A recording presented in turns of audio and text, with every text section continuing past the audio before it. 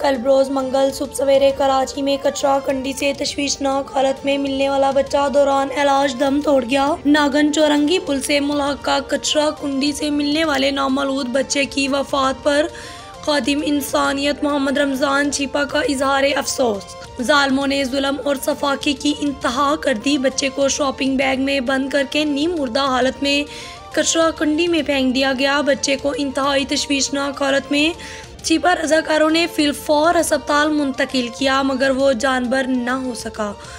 औलाद अल्लाह ताला की नेमत है, इसे कत्ल ना करें, बे औलाद की गोद भरें। खादिम इंसानियत मोहम्मद रमज़ान की अपील। खुदा के वास्ते मासूम बच्चों को कत्ल ना करें, कचरा कंडी में फेंक कर इन्हें खूनख्वार दरिंदों के रहमो करम पर ना छोड़ें।